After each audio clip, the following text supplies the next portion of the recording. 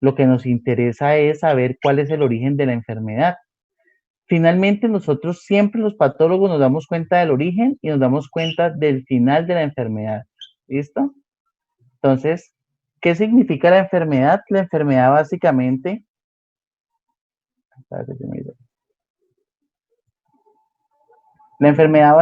va a englobar dos cosas. Uno es lo que piensa el ser humano, ¿sí? Lo que determina lo que hace básicamente. Y dos, es el concepto que tiene el hombre de enfermedad que determina su actitud frente a ella. ¿Listo?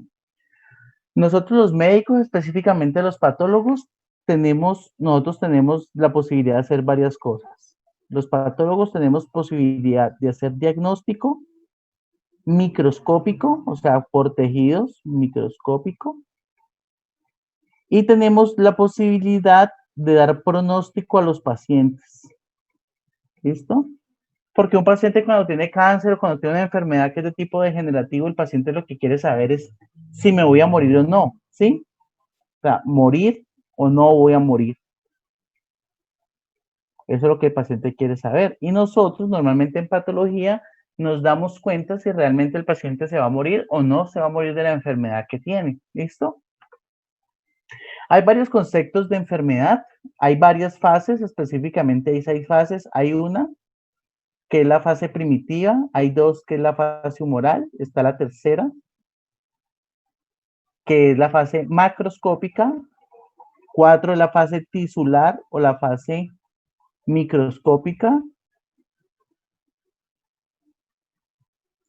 está la quinta, que es la fase celular, y está la sexta, que es la fase molecular.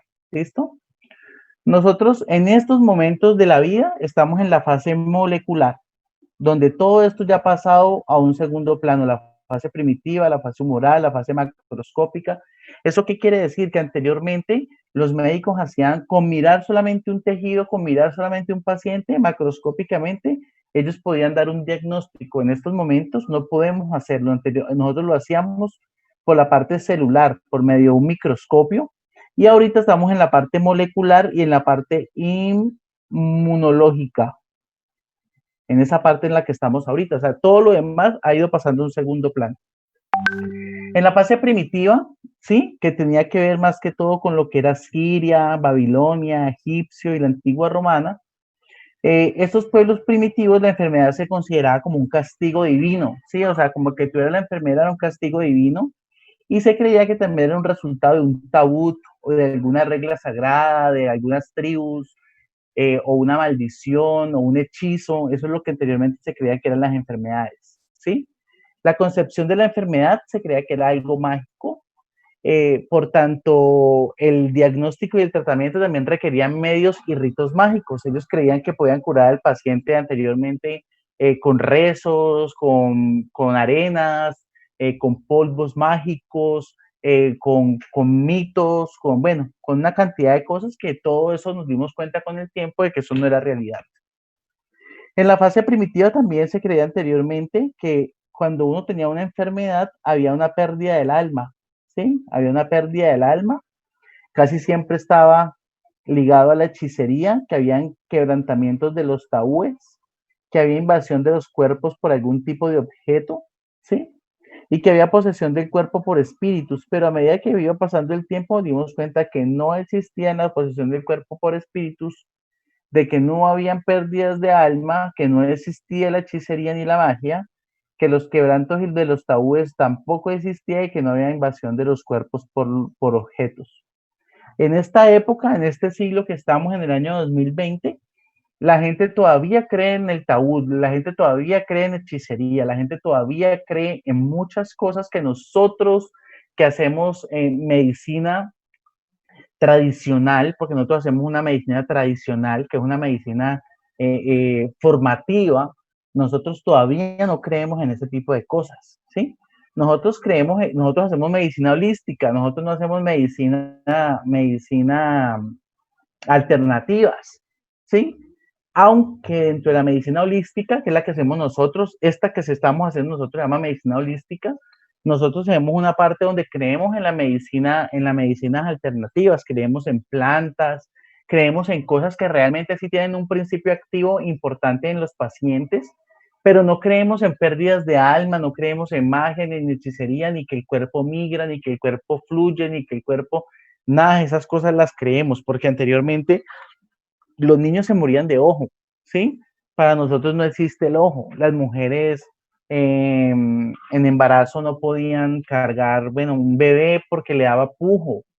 Eh, en fin, una cantidad de cosas que habían unos mitos que realmente no tenían ningún soporte científico y nosotros no podíamos decir realmente que eso existía.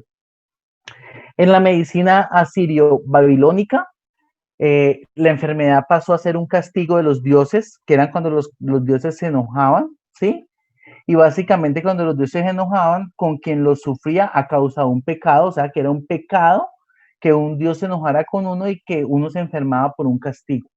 El diagnóstico de la enfermedad implicaba un minucioso interrogatorio sobre fallas de pecado, se les omitía a adivinar por medio del fuego, también del polvo, de los sueños, también ellos creían mucho en astrología, en el momento en que se les estaba reprendiendo el día, la hora, si era luna llena, si era cuarto menguante, ¿sí? Y el tratamiento básicamente en esa época consistía en ofrendar a los dioses el sacrificios y ceremonias mágicas para someterlos a las personas que estaban siendo castigadas a exorcismos. En la medicina del antiguo Egipto, básicamente lo que nosotros veíamos eran los sacerdotes, eh, había unos sacerdotes que llamaban Sekhmet, que eran mediadores entre el paciente y las cosas divinas, la divinidad. Ellos creían en, o ellos tenían sus rituales religiosos, sus ceremonias religiosas, y ellos aplicaban medicamentos mediante estas ceremonias religiosas.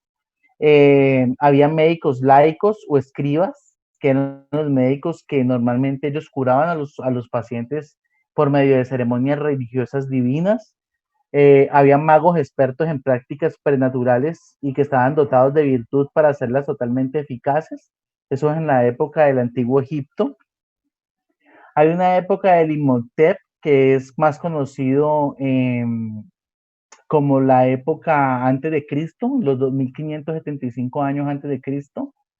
Eh, Imhotep es el médico más antiguo que existe, el conocido más antiguo, considerado a su muerte uno de los dioses de la medicina más importantes, es un dios de la medicina muy importante, contribuyó al estudio de la medicina con práctica de momificación, que permitió básicamente un acúmulo de conocimientos empíricos de la anatomía, o sea que él tuvo mucho que ver con parte anatómica y con reconocimiento de tejidos.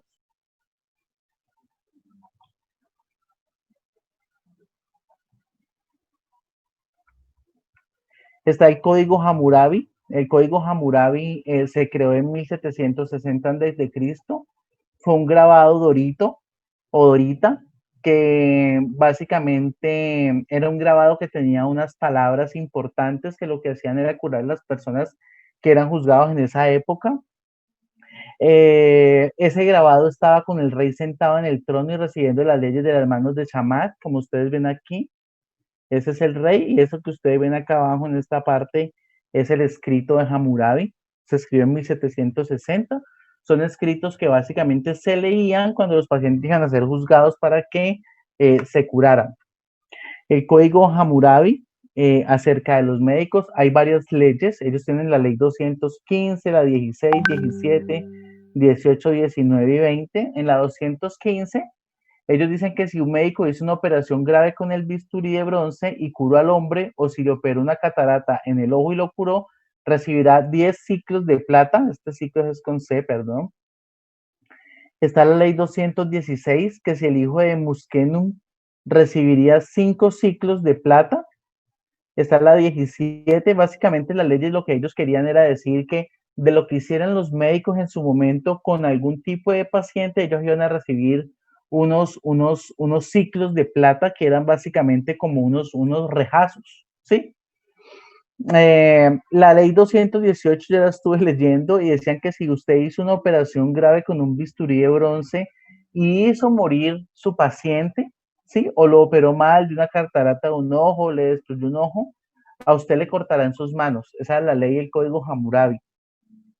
¿sí? Obviamente esas leyes pasaron luego a otras etapas importantes como las que tenemos nosotros ahorita, pero en esa época antes de Cristo estos eran así era como se castigaba el error médico. En la ley de en la época de Hipócrates, perdón, que era en el año 460 a 370 antes de Cristo, se puede decir que Hipócrates era el padre de la medicina, que básicamente lo que hacía es la separación de la medicina de superstición y la especulación filosófica a una medicina mucho más holística, una medicina mucho más científica que era basada básicamente en la observación y en el criterio clínico razonable deductivo de unos signos, unos síntomas, un diagnóstico y un tratamiento del paciente. Y básicamente el objetivo principal era favorecer al paciente y nunca perjudicarlo. Hay un escrito que era el Corpus Hippocraticum, básicamente a lo que se refería este libro, que es este que ustedes ven aquí.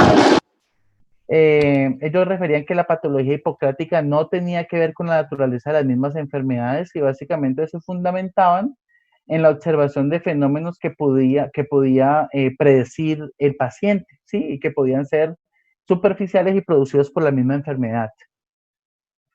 Esa es la época de Galeno, que fue en 1300 hasta el año 200, fue en la época de Cristo. Galeno fue un médico y fue un escritor importante en esa época. Tiene más de 500 tratados de medicina y de filosofía en esta época. Correlacionó los primeros conocimientos médicos en todos los campos y la base de la patología galénica fue la anatomía, ¿sí? Y las disecciones en animales y la experimentación. Esa fue básicamente la base fundamental del estudio de Galeno. En la medicina en la Edad Media, pues fue la edad del oscurantismo. Básicamente, el principal representante fue Monulino de Luci. Nació en 1270 y murió en 1326. Fue considerado como el primer anatomista europeo que realizó una disección metódica del cuerpo humano. En el 315 dio a conocer a sus alumnos los órganos abdominales, el tórax, cabeza y extremidades. Antes de esto, en la anatomía no se veía esto que podían ver, como la disección de estos órganos bien fundamentados, con irrigación, con inervación. Otro representante importante fue Andrea Vesalius, nació en 1514 y murió en 1564, realmente murió muy joven, de 50 años. Fue figura central de la medicina del Renacimiento, inició las bases de la anatomía moderna, o sea, este fue el principal anatomista de la anatomía moderna, hizo estudios basados en la disección de cadáveres y él expone y corrige los errores de la medicina galénica. Leonardo da Vinci también, a pesar de que conocemos a Leonardo da Vinci como un pintor, ¿sí?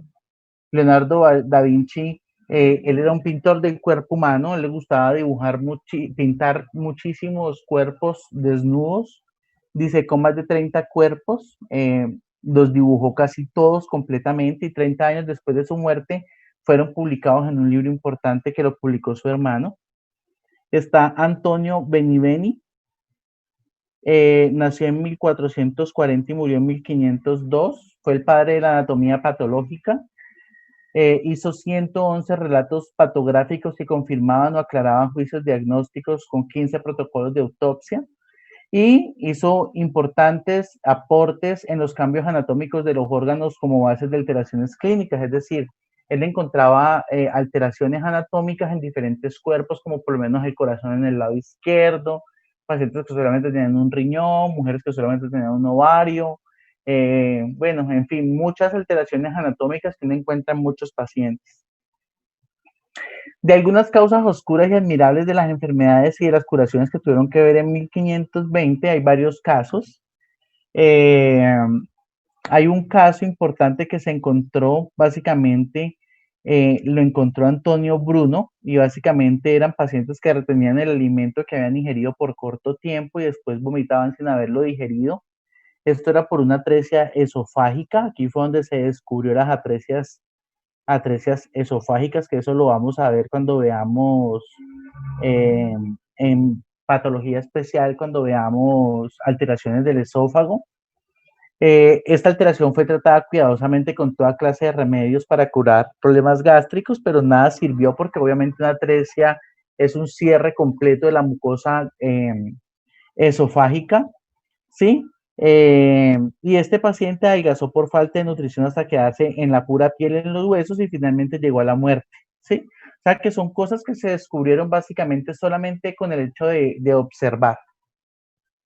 Está Jerner Fernel. Jerner Fernel nació en 1497 y murió en 1558. Es un filósofo, fue un filósofo, un matemático, filósofo y fue médico. Hizo importantes aportes a la filosofía, a la fisiología, a la patología, a la terapéutica. Publicó más de 300 ediciones de un libro que se llama Universa Medicina en 1554.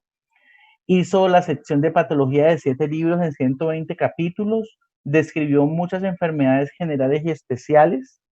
Hizo registros de autopsias ocasionales y breves. Y el libro es básicamente, el libro que él Ok. escribió fue un libro, dígame.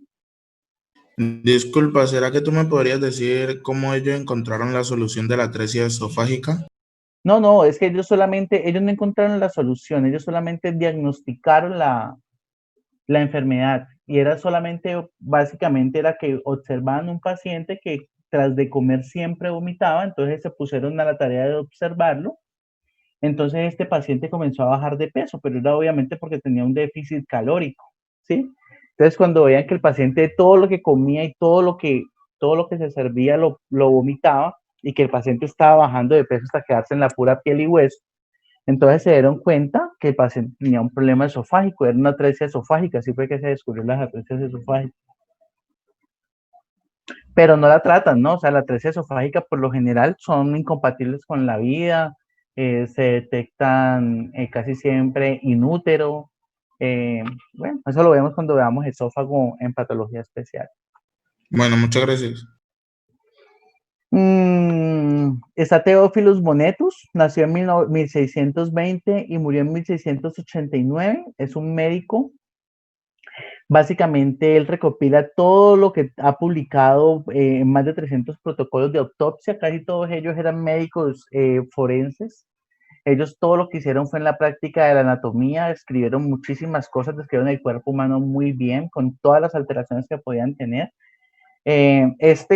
Publicó más de 300 protocolos de autopsia con otros, con Vesalio, con Riolan, con Falopio, con Malpighi, con muchos, muchos, muchos otros anatomistas. Está Hermann Boerhaave, nació en 1668 y murió en 1738. Este fue de los patólogos que fue mucho más analítico porque hizo una correlación anatomoclínica, o sea, comenzó a mirar todo lo que son las alteraciones anatómicas y patológicas con la parte clínica. Eh, la lesión anatómica pasó a ser un simple hallazgo en la clave del diagnóstico y es lo que nosotros ahorita vemos.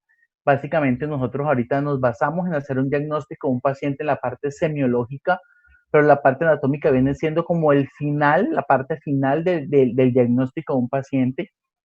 Eh, Hay un síndrome que se llama el síndrome de Boerhaave, que es la ruptura esofágica espontánea, que eso también lo vamos a ver cuando veamos la patología del esófago, y él instituyó la conferencia clínico-patológica.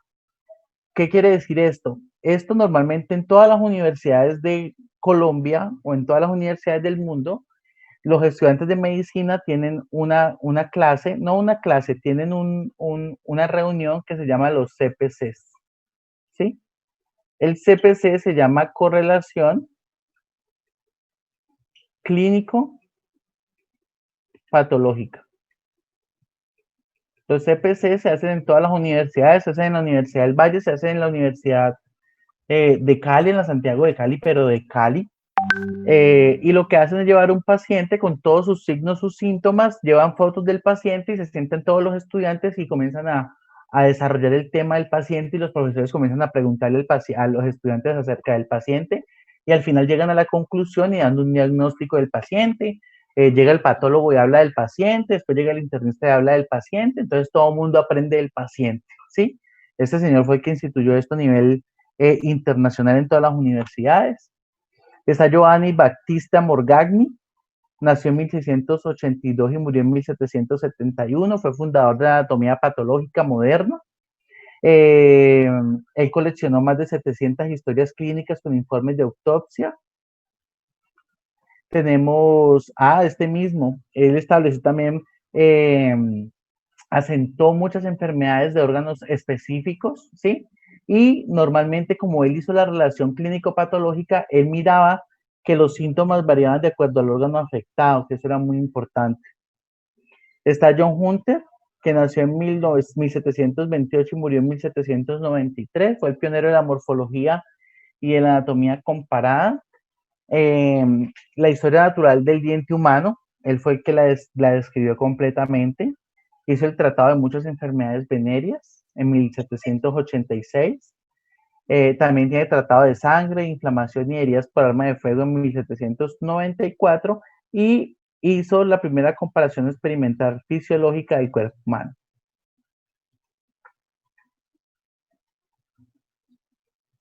Normalmente todo lo que nosotros hacemos y todo lo que nosotros, los patólogos por lo general, todo lo que hacemos, lo hacemos dependiendo de lo que nosotros miramos y de lo que nosotros coleccionamos casi siempre.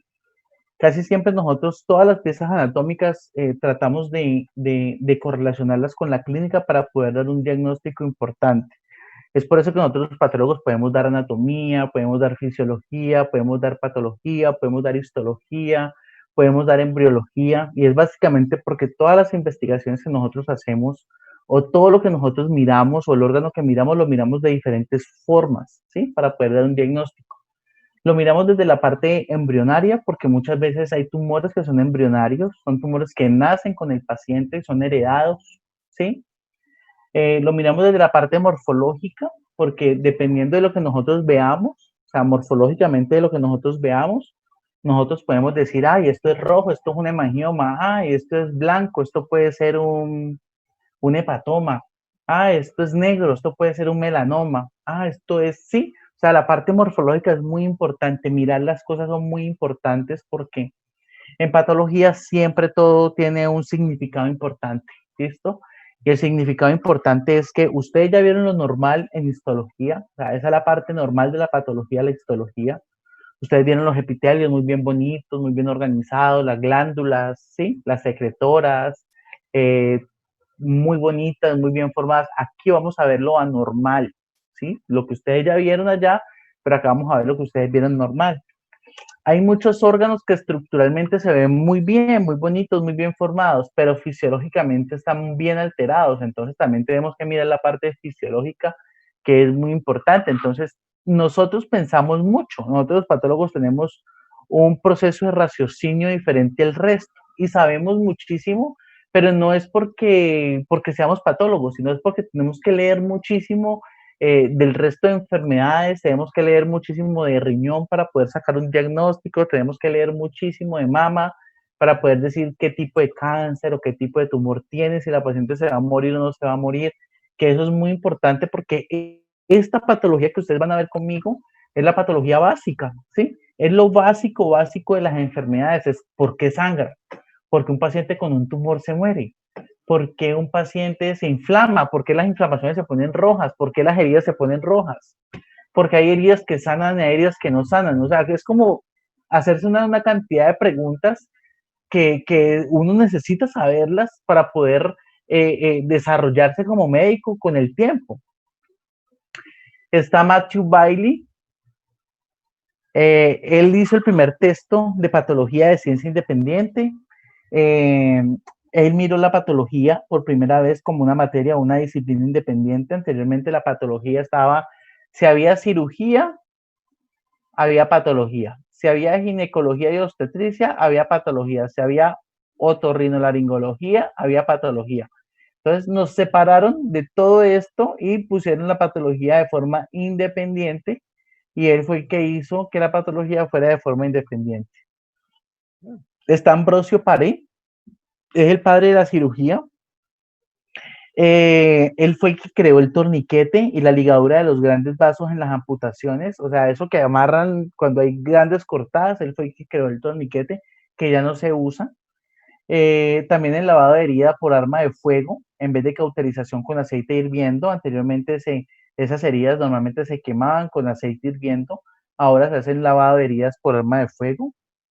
Está William Harvey. William Harvey fue el que descubrió cuál es la función del corazón fisiológicamente y la circulación completa de la sangre. Él estableció que la sangre iba básicamente al corazón por las venas y que las arterias no contenían sangre, sino que contenían aire, pues según él, ¿no?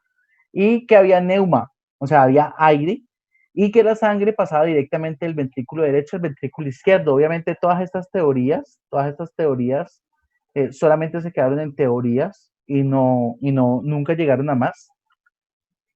Marcelo Malpighi también, él hizo observaciones anatómicas de los pulmones. Él describió que los alveolos y los capilares alveolares hacían intercambio gaseoso, ¿sí? Y también descubrió la estructura de la piel, ganglios linfáticos, vaso y existencia de glomérulos en el riñón. Está Antonio van Leeuwenhoek. Él ensambló, aparte de muchas placas histológicas, unos 247 microscopios. Él describió por primera vez los espermatozoides, los eritrocitos, las láminas del cristalino, las miofibrillas, las fibras musculares estriadas, y también describió diferentes tipos de bacterias, entre ellas las gram positivas y las gram negativas. Hay diferentes personajes que han sido destacados, que dependiendo de las revoluciones conceptuales en la historia de la medicina que tenían que ver con el Renacimiento, entonces hay unos que se destacaron bastante. Dentro de la anatomía se destacó el doctor Vesalius. En la patología quirúrgica se destacó mucho Ambrosio Paré. En fisiología, el doctor William Harvey, que escribió muchos libros, de hecho hay muchos libros publicados de él todavía. En microscopía está más que todo Malpighi. En patología está Antonio Benivieni. Y en la parte clínica está Sydenham, ¿sí? Thomas Sydenham descubrió una enfermedad que se llama, se me olvidó el nombre, Corea de Sydenham, que es una enfermedad que afecta a los ganglios basales y el paciente tiene unos movimientos atetósicos en las extremidades. Ya más cercano, ya un poquito más contemporáneos, está Mario Francisco Javier Bichat, que es muy importante dentro de la historia de la medicina, porque él nombró y clasificó tejidos, casi todos los tejidos, los 21 tipos de tejidos, estableció bases histológicas para poder clasificar cada uno de ellos e instaló correlaciones de datos clínicos con hallazgos de autopsia para poder determinar las causas y las maneras de muerte en muchas muertes en esa época. Él es anatomista general, ¿sí? Integró mucho la parte básica con la parte clínica, que fue muy importante en esa época. Está Matthias Jacob Sladen, que es mucho más contemporáneo. Él formuló teoría celular en plantas. No había mucho hacia la parte de biología humana, pero sí más hacia la parte vegetal. Está Theodor Schwann, hizo investigaciones microscópicas sobre la concordancia de la estructura y el crecimiento de los animales y las plantas. Fue en 1839 que él creó esto. Nació en 1810 y se murió en 1882. El doctor Rokitansky realizó más de 30.000 autopsias. Casi todas estas autopsias fueron autopsias clínicas, no fueron autopsias médico-legales. Tuvo acceso a más de 70.000 autopsias, ¿sí? En la corte australiana, o austriaca.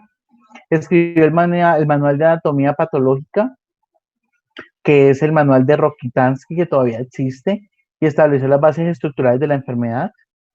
Este es el libro de Rokitansky. Está el doctor Virchow. El doctor Virchow es muy importante porque ustedes van a ver que yo lo voy a nombrar mucho durante todo este tiempo en patología. Él fue patólogo celular, hizo muchos avances en la patología de tumores, en patología ósea, en tuberculosis, en inflamación.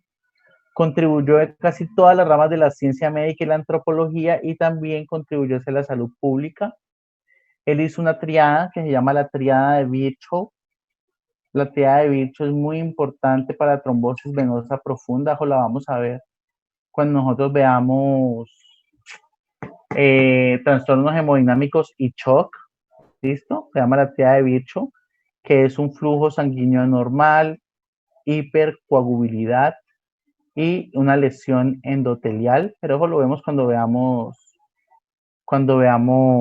trastornos hemodinámicos y shock. Estos fueron los libros que escribió el doctor Virchow. Ese es el de patología celular y este es el de patología general. Está Julián Cohenum, es un patólogo experimental, fue un patólogo experimental. Él básicamente sí tuvo muchísima importancia porque en la descripción de todas las que son las arteritis, más que todo en las oclusiones de arterias terminales y no capilares, tuvo un descubrimientos importantes y clasificación de este tipo de enfermedades según el tamaño del vaso afectado. También tuvo importantes aportes en lo que tuvo que ver con la coagulación, ¿sí? La éstase sanguínea y las alteraciones de la pared vascular. ¿Qué pasó? Está Julio Bisocero, él hizo el descubrimiento de las plaquetas, eso lo vamos a ver, las plaquetas las vamos a ver nosotros en la patología que tiene que ver con hemostasia, trastornos hemodinámicos y shock. Las plaquetas son desechos de los megacariocitos, ustedes ya saben, tienen 10 días de vida media y son el tipo de desechos más pequeños que podemos ver en un extendido periférico. Tienen un papel importante en la trombosis y en la coagulación de la sangre. Este señor fue el que hizo ese descubrimiento que nosotros en estos momentos nos parece muy obvio, pero él fue el que lo hizo. Está el doctor Payet. El doctor Payet tiene historias grandísimas porque el doctor Payet, hay muchas enfermedades, como la enfermedad de Payet, que son descritas en el hueso y están descritas en la mama. Él creó o describió la teoría de la semilla y la tierra de la diseminación metastásica. Por eso las enfermedades que tienen el nombre de enfermedad de Payet son enfermedades que son de tipo metastásico. Él dijo que el sitio de la metástasis depende de la afinidad del tumor por el microambiente y eso es verdad. Cuando veamos patología de las neoplasias, ustedes van a ver que hay tumores que tienen una afinidad por algunos tejidos, ¿sí? Por lo menos el de la mama tiene afinidad por el tejido cerebral y por el tejido pulmonar, ejemplo.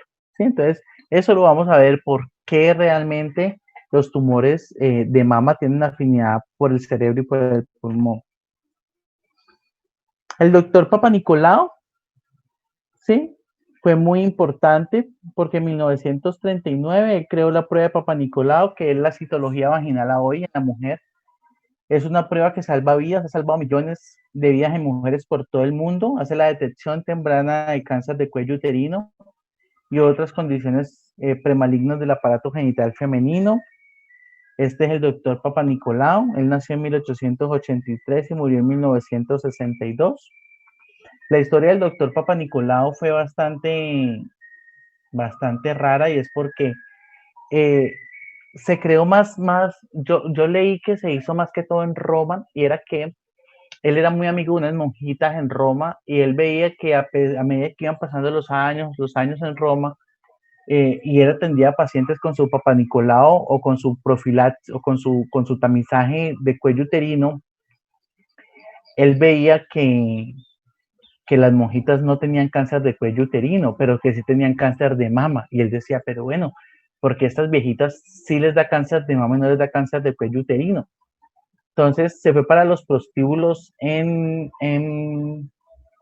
Roma y se dio cuenta que a las únicas que les daba en Roma cáncer de cuello uterino eran a las prostitutas, y era precisamente porque el BPH tenía un contacto directo o era un desencadenante de la historia natural de la enfermedad de las mujeres ¿con qué? Con relaciones sexuales sin protección. Y obviamente como las monjitas no tenían relaciones sexuales, obviamente a ellas no les daba cáncer de cervix, pero sí les daba cáncer de mama, porque ustedes saben que en el cáncer de mama el factor protector para que una mujer no le dé cáncer de mama es que de lactancia materna. Está el doctor Burnett. Sí, el doctor Burnett hizo la teoría de la selección clonal de la producción de anticuerpos en 1957. Este sí es mucho, mucho, mucho más contemporáneo. Él se ganó el premio Nobel por el descubrimiento de la tolerancia inmunológica adquirida, ¿sí? En 1970. Madre. Hay pocos científicos como él, que son históricos y que son contemporáneos, y que básicamente hay muchos trabajos que se mantienen por más de 100 años y que todavía siguen activos, como por lo menos el del doctor Papanicolau, que a pesar de que han pasado los años, de que el doctor Papanicolau ya murió hace mucho tiempo, el Papanicolau sigue teniendo su principio activo y es básicamente la citología vaginal que se le hace a la mujer y seguimos nosotros los patólogos haciendo diagnóstico de cáncer de cervix con unas técnicas que se crearon hace más de 100 años.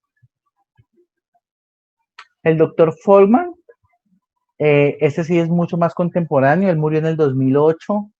El doctor Folman estudió muchísimo el aislamiento del primer factor angiogénico tumoral, ¿sí? Como la formación de vasos en diferentes tipos de tumores. Él tenía la hipótesis de que el crecimiento tumoral es dependiente de angiogénesis, es decir, de la formación de nuevos vasos, y que había inhibición de la angiogénesis después de la terapéutica, que eso es totalmente cierto.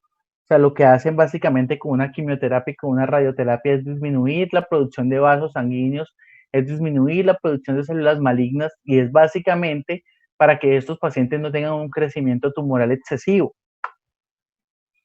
Dentro de la tabla de inhibidores de la angiogénesis que descubrió el doctor Folman en el laboratorio entre 1980 y el 2005 fue el interferón alfa y beta, el factor determinante de las plaquetas, los esteroides angiostáticos y muchísimos otros más. Está la talidomida, el metoxestradiol, que se han utilizado mucho para detener el crecimiento de tumores como mecanismos quimiotácticos.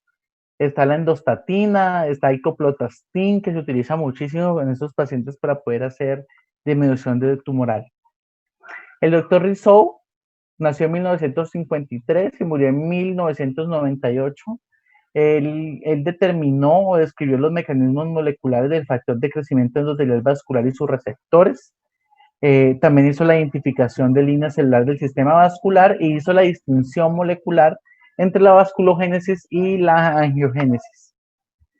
El doctor Borak también estudió todo lo que era la angiogénesis tumoral. Eso lo vamos a ver más que todo cuando nosotros veamos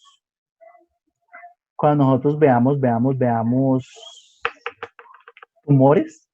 Y también descubrió el factor de la permeabilidad vascular. Está Napoleón Ferrara, este sí no ha muerto, es de los patólogos y de los científicos más importantes contemporáneos de nuestra época. Él describió la saga del factor de crecimiento endotelial vascular, que es muy importante para factores inflamatorios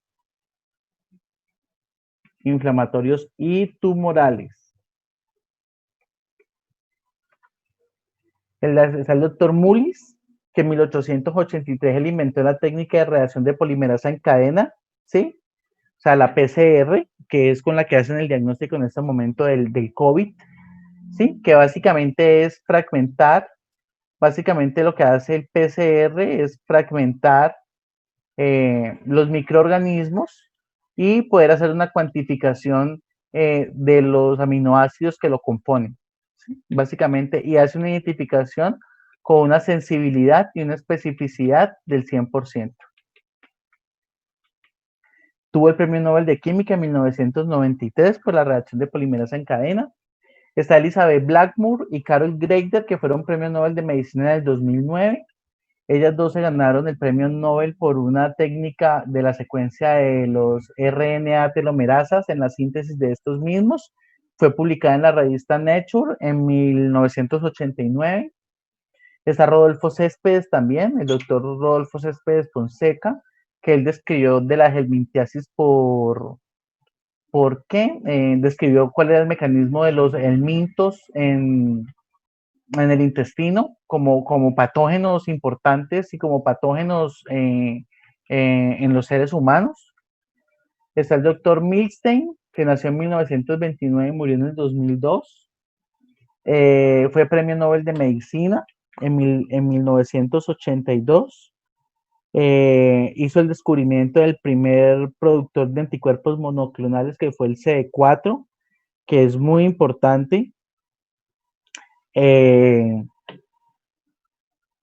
Este señor que ha sido supremamente importante, el doctor Rosai, que es aquí, de hecho aquí tengo el libro aquí encima de mi escritorio, porque con ese básicamente es el que me saca de todas las dudas patológicas que yo tengo. Murió, creo que fue hace 15 días que se murió el doctor Rosai. Escribió muchísimos compendios de patología, fue como el padre moderno de la patología, súper buena persona. Tuve la oportunidad de conocerlo, de verlo en un par de ocasiones en el extranjero. Desafortunadamente murió hace más o menos unos 15 días y publicó el libro de Rosai Ackerman, que es como la Biblia de la patología para nosotros los patólogos. Hay muchos hitos y más importantes en el desarrollo de la patología, ¿no? O sea, hay muchísimas cosas importantes y hay mucha gente que está involucrada, están involucradas Hipócrates, Galeno, Morgagni, hay muchísima gente involucrada en muchísimas cosas que a medida que ha ido pasando el tiempo, ustedes ven que las cosas van teniendo un sentido común interesante. Hay muchas cosas que ustedes como estudiantes de medicina saben y creen que sí las sabemos y ya, pero eso tuvo unas consecuencias y tuvo como un principio importante y, y demasiadas dificultades. Nosotros, por lo menos los que somos los patólogos de países, digamos que ahorita estamos en el subdesarrollo de nuevo por todo lo que ha ocurrido. No tenemos la posibilidad de estudiar tanto como estudiaron tanta gente de otros países y poder crear y poder darnos a conocer por diferentes formas de descubrimientos. Eh, pero los patólogos básicamente lo que nosotros, como el principio de nosotros es la investigación, ¿sí?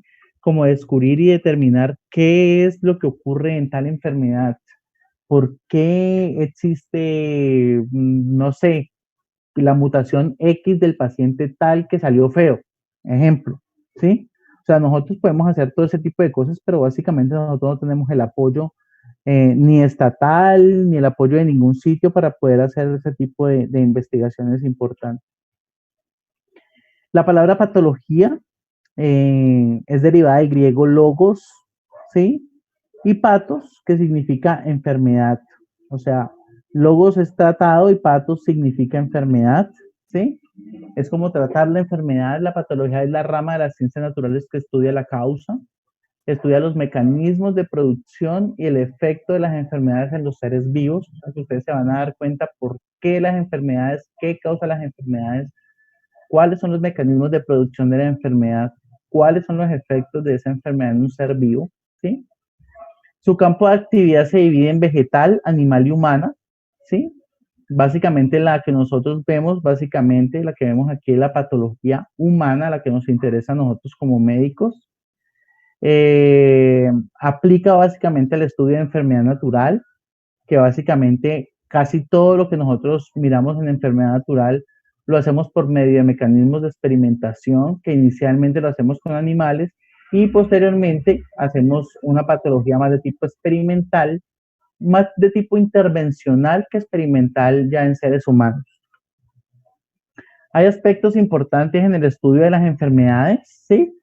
Básicamente las enfermedades se abordan en diferentes aspectos para combatirlas. De ahí surgen algunas cosas importantes como es la etiología, que la etiología estudia las causas de la enfermedad. La patogenia básicamente investiga cómo ese agente etiológico llega al organismo y produce daño, ¿sí? Por lo menos el COVID, cómo causa enfermedad pulmonar crónica o cómo causa fibrosis pulmonar o cómo causa neumonía. La fisiopatología básicamente lo que hace es estudiar los aspectos fisiológicos por los cuales ese agente afecta al ser humano. Y semiología básicamente es cómo manifiesta o con qué signos o síntomas de la enfermedad ese paciente manifiesta ese tipo de agente etiológico. Y básicamente pues ya un clínico sabe qué terapéutica le va a hacer a estos pacientes. La anatomía patológica es la rama de la patología que se encarga del estudio de alteraciones morfológicas en los órganos, en los tejidos y en las células como consecuencia de enfermedades. Se divide en patología general y en patología especial, que ustedes los estudiantes de medicina lo van a ver conmigo, esta patología especial y, perdón, general, y después vamos a ver la patología de sistemas, que es la especial. Básicamente, esta primera se refiere a la alteración, a las alteraciones más comunes de muchas enfermedades, y básicamente la segunda estudia las enfermedades por sistemas, ¿sí? Esto es lo que vamos a ver aquí, es un popurrí de muchas cosas amplias. Y finalmente vamos a ver la patología de sistemas, que es ya por órgano, vamos a ver las diferentes enfermedades que pueden afectar al ser humano. Tenemos que tener diferentes conceptos claros. Vamos a tener el concepto de salud-enfermedad, ¿sí? Que es muy importante tenerlo claro porque este concepto de salud-enfermedad básicamente va a establecer la relación de las esferas psicológicas y biológicas, ¿sí? Que va a tener un importante desarrollo en el desempeño social del individuo, ¿ya? Y que va a originar la enfermedad, básicamente. Ese es el concepto de salud-enfermedad. Vamos a tener este otro concepto que es la enfermedad natural, que es la que se produce espontáneamente, sin que se intervenga la voluntad de nadie, que pueda ser como autosuficiente, de origen genético o que pueden ser de origen adquirido. Están las enfermedades genéticas, que básicamente se producen por alguna alteración genética del sujeto o de su origen biológico, ¿sí? Que puede ser multicausal y que puede proceder y que puede implicar cambios en la estructura del genoma humano y que esto puede afectar muchísimas generaciones. Esto es generacional. Y están las enfermedades adquiridas por una enorme cantidad de factores causales, como agentes físicos y químicos, que esta es la parte final que vamos a ver. Esta es la parte final que vamos a ver en el desarrollo del curso. Los métodos de estudio de la anatomía patológica, o sea, ¿yo cómo estudio la anatomía patológica? Bueno, yo la estudio por medio de una biopsia, ¿sí? Una biopsia básicamente es lo que yo les había mostrado a ustedes cuando vimos histología. Una biopsia es esto. Es un pedazo de tejido procesado que me lo entregan a mí así en una plaquita. Yo lo miro en el microscopio y doy un diagnóstico. Entonces, la biopsia básicamente lo que significa es vida, observar vida. Es un procedimiento mediante el cual se obtiene un fragmento de tejido para yo poderlo mirar en el microscopio. La importancia del método de la necesidad de enviar muestras al departamento de patología y los parámetros establecidos, ¿sí? Siempre se debe tener un modelo de fijación y un modelo de solicitud.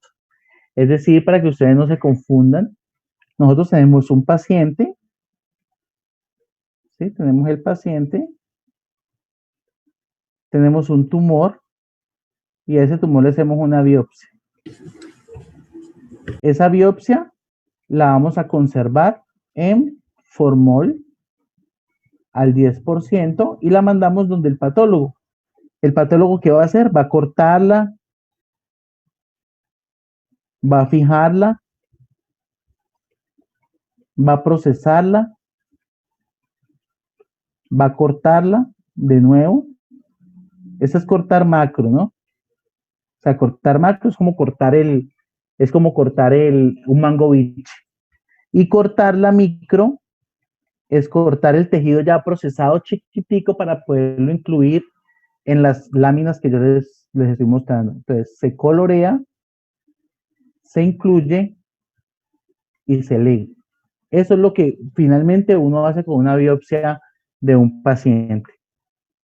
Hay diferentes tipos de biopsia. La gente cree que biopsia es arranque un pedazo de tejido y mándelo donde el patólogo, arranque un pedazo de piel y mándelo donde el patólogo. No, hay diferentes tipos de biopsia. Hay biopsias incisionales, excisionales, hay biopsias por aspiración, hay biopsias por congelación y hay biopsias por aspiración de aguja fina, ¿sí? Las incisionales es la extirpación de un fragmento de tejido a estudiar, es decir, supongamos que esta es la mano y acá tengo un lunar, ¿sí? La excisional es esto, corto aquí levanto y este fragmento de tejido lo mando por el patólogo. Está la excisional, que la excisional es sacar todo desde el fondo, ¿sí? Es muy parecida a la incisional, pero la incisional, como su nombre lo dice, hay que hacer una incisión en la parte superior, ¿sí?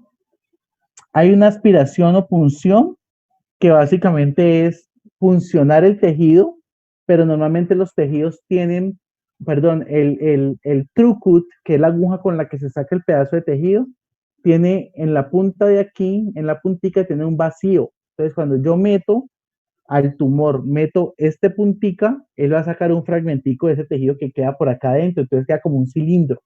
Ese cilindro me lo mandan a mí, yo lo mando a procesar y lo miro por el microscopio. De hecho, yo creo que por acá tenía un cilindro. No, ya no lo tengo. Están las biopsias por congelación. Las biopsias por congelación son aquellas biopsias en las que nosotros entramos a la sala de cirugía, ¿sí? Con el cirujano, y el cirujano nos pasa a nosotros un pedazo de tejido que le saca al paciente en ese momento y nosotros lo vamos y lo miramos a un lo pasamos primero por un aparato que se llama el criostato, congelamos ese pedazo de tejido, hacemos un corte y lo miramos al microscopio y en ese mismo momento le decimos al cirujano si ese fragmento es benigno o maligno. Y entonces el cirujano lo que hace en ese momento es tratar de cortar más o de cortar menos o de cerrar o él toma su decisión en ese momento. Pero las biopsias por congelación son biopsias intraoperatorias, o sea, estamos nosotros en cirugía con el cirujano. Y hay unas biopsias por aspiración por aguja fina, son unas biopsias por una aguja que se llama BACAF, es la extracción de células, uno saca células con una aguja cualquiera, o sea, lo ideal es que lo hiciéramos con un BACAF, pero se puede hacer con una aguja de 10 centímetros, una jeringa, y sacar lo que más podamos y mirar células de ese sitio. También podemos hacer citología. Citología básicamente es mirar células, ¿sí? Con un tejido, pero más que todo líquidos, ¿sí? O exudados, no tejido sólido, como las biopsias. Podemos hacer necropsias. Hay varios tipos de necropsias, las clínicas y las médico-legales. Las clínicas son los pacientes que se mueren de forma natural por enfermedades de notificación obligatoria, por dengue o por alguna cosa, o por si el paciente quiere, el familiar quiere saber de qué se murió, yo le puedo hacer una biopsia, una necropsia clínica. Y hay necropsias que son médico-legales, que básicamente tienen un componente legal, que es en un contexto violento, ¿sí? Un ahorcado, un accidente de tránsito, bala, una puñalada. En el contexto violento hay que hacer necropsia médico-legal porque tiene una implicación jurídica importante. ¿Hay técnicas generales de anatomía patológica para el estudio de la citostología? Sí, pues lo que yo les decía, finalmente lo que nosotros queremos puede pasar por todo lo que ustedes ven aquí, pero todo lo que queremos finalmente es esto, tener una placa con este tejidito coloreado y yo puedo mirar al microscopio y decir si eso es maligno o es benigno. ¿Qué más hay por aquí? Y finalmente vamos a ver algo de célula, ¿sí?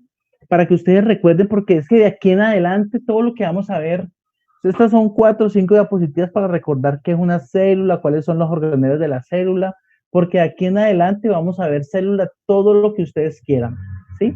Vamos a profundizarnos en la célula, que no es rico, pero pues que tenemos que saber porque la célula normalmente es la que se transforma y es la que me hace una patología importante en los seres humanos. Entonces, ustedes saben que la célula tiene muchos componentes, ¿sí? Las células tienen endosomas, tienen citoesqueleto, que básicamente el citoesqueleto tiene que ver con proteínas, tiene perizosomas, tiene microtúbulos, tiene centriolos, tiene membrana plasmática, que básicamente está compuesta por lípidos, tiene retículo endoplásmico liso, tiene núcleo, que en el núcleo básicamente lo que nosotros vamos a encontrar en el núcleo es el ADN, tiene nucleolo, tiene retículo endoplásmico rugoso, tiene ribosomas libres, aparato de Golgi, lisosomas y mitocondrias, ¿sí?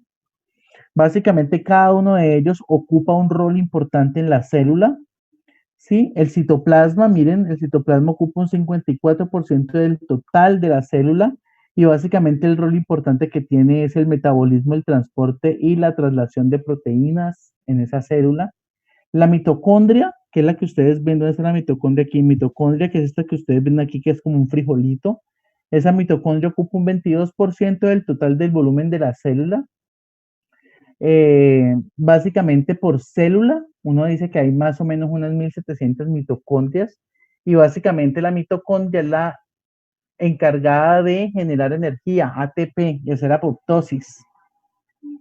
Está el retículo endoplásmico rugoso, que corresponde al 9%, hace la síntesis y la exportación de proteínas. Está el retículo endoplásmico liso, que hace básicamente la modificación de proteínas y el catabolismo, que es muy importante porque eso lo vamos a ver cuando veamos lesión y muerte celular. Está el núcleo, que ustedes saben que hace la transcripción de DNA, es muy susceptible, este núcleo es muy susceptible a muchos factores endógenos y exógenos, porque en el momento en que este núcleo sea modificado, las lesiones son de tipo irreversible. Son de tipo irreversible. ¿Listo? Están los endosomas, que básicamente hacen transporte intracelular. Están los lisosomas, que hacen catabolismo celular. Y están los perizosomas, que básicamente lo que hace es el metabolismo de los ácidos grasos. Eso es como un recuento de la membrana citoplasmática. Ustedes saben que son dos paredes que tienen que ver con, son dos láminas de fosfolípidos, de colesterol, que básicamente están asociadas a proteínas. Los fosfolípidos de membrana básicamente están distribuidos de forma simétrica, dependiendo de la actividad que tenga esa membrana citoplasmática.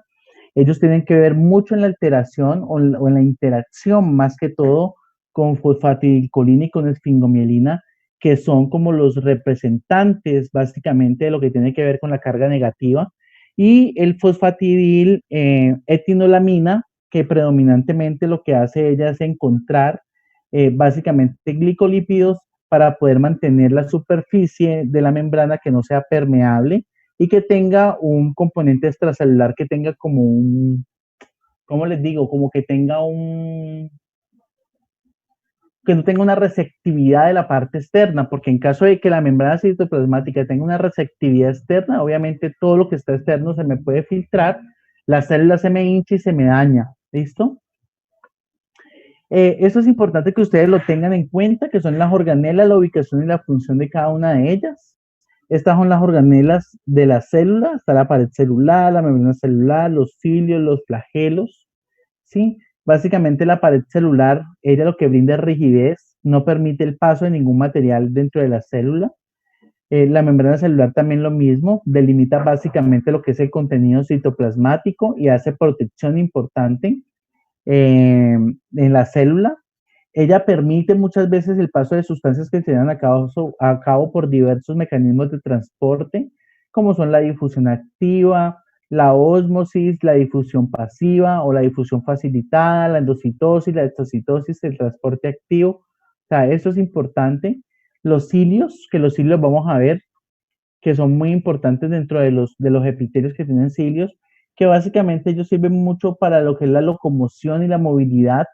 No los encontramos en todo lado, pero los encontramos en el intestino, en la tráquea, en los bronquios, ¿sí? Y son empleados básicamente para la captura de los alimentos. Los flagelos también son utilizados como mecanismos de locomoción importantes. Están los pilis, que los pilis básicamente los encontramos en las bacterias para procesos de conjugación, mantienen unidas las bacterias unas entre otras. Está el retículo endoplásmico, que básicamente el retículo endoplásmico, él participa en la síntesis de lípidos. El aparato de Golgi también es muy importante, más que todo para almacenar sustancias como lípidos y proteínas, pero también secreta gran cantidad de estos mismos. Están los ribosomas. Los ribosomas también, aparte de que ellos se localizan libres en el citoplasma de la célula, ellos tienen una función importante que es la síntesis de proteínas, ¿sí? Y tienen mucho que ver con la formación de ácido ribonucleico ribosomal. Están los lisosomas, que los lisosomas también se encuentran suspendidos en el citoplasma de la célula, pero que ellos tienen una función muy importante, que es la digestión de macromoléculas, como son los lípidos, polisacáridos, proteínas y los ácidos nucleicos. Están los plastos, que los plastos básicamente se encuentran en el citoplasma, eh, sirven para el almacenamiento de proteínas, lípidos y almidón. Están las mitocondrias, las vacuolas, los centriolos, el citoesqueleto, que es muy importante, que lo vamos a ver más que todo en lesión y muerte celular, que es el que mantiene la forma tridimensional de las organelas, de las células. Está el núcleo, que el núcleo tiene que ver con el control, con el proceso metabólico, con la reproducción de la herencia, y está el nucleolo, que es el que está dentro del núcleo, que a partir de él se sintetiza RNA mensajero y RNA ribosomal. Esta es la próxima clase que vemos esta es la que vemos en la siguiente clase. Hoy solamente era como la inducción del curso. Necesito que antes de que vengan la próxima clase vengan leídos, que por favor lean célula, ¿sí? Necesito que lean mantener. Necesito que lean célula, que es muy importante para que ustedes entiendan. Y en el libro de Robbins, ustedes van a encontrar una parte se va a llamar lesión y muerte celular. No es muy largo, es corto. Necesito que lean apoptosis, que lean necrosis, que lean los mecanismos biológicos por los cuales se puede producir una lesión, una muerte celular, que eso es lo que vamos a ver.